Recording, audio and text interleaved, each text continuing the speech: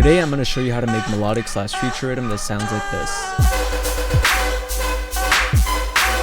There's no resonators, there's no vocoders like you'd normally use for this genre. Just 3 steps that I took to make this sound. These steps are very critical, so you want to make sure you follow along closely to each one. So first we're going to start off with designing the actual sound. Right here I have this bass sound that I made,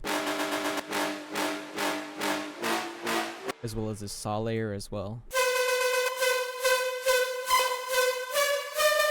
Let me group all of the effects and then turn them off just so you can hear what that sounds.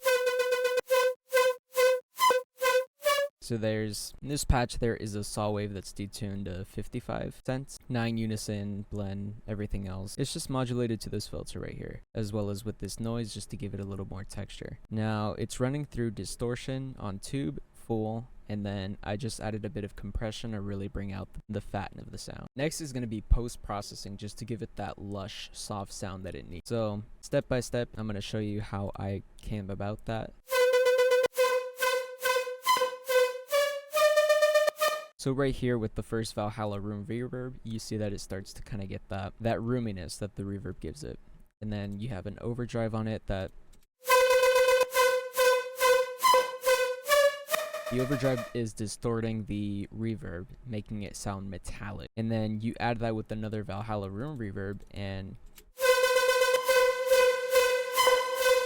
it gives it that ethereal sound that future and melodic rhythm usually have. Then I just EQ'd out the lows and boosted up the highs since this is the top layer.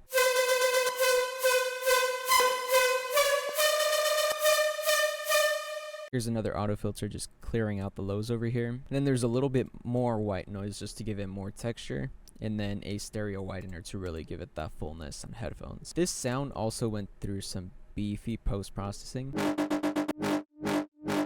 Off the bat, it kind of sounds like it's getting there, but it needs more room. It's too dry at the moment and we need to add some post-processing. So here I have another Valhalla room just to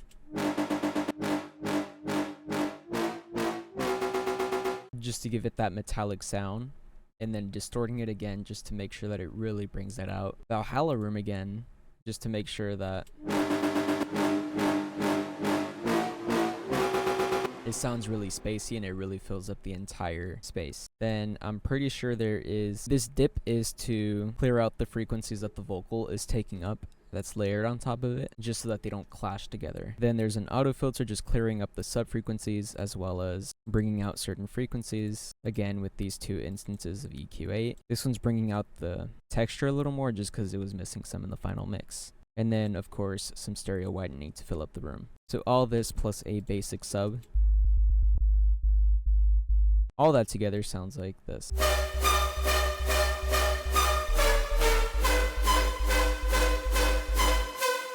And now the final step that really glues everything together is just G-clip. As simple as it is, I have an instance of it on a group that has all 3 of those layers. And what this technically does is it squishes it all together. That way the sound gets pushed to a point where it gives it more texture, it adds more harmonics, etc. that, you know, it doesn't have without it. So this is before. And then this is after.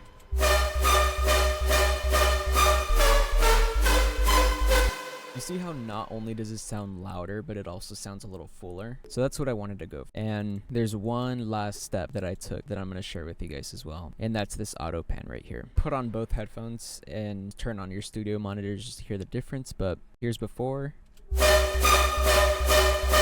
Not bad. It's in your face. But with this type of genre, you want to fill the most room that it can. So this auto pan kind of pans it to the left, to the right, quarter note, just so that it fills up that space, and it just makes it sound a lot more dynamic.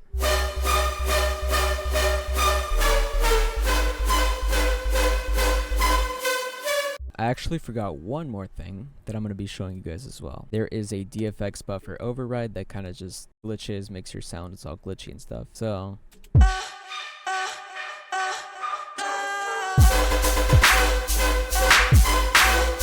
and now all together it sounds like this.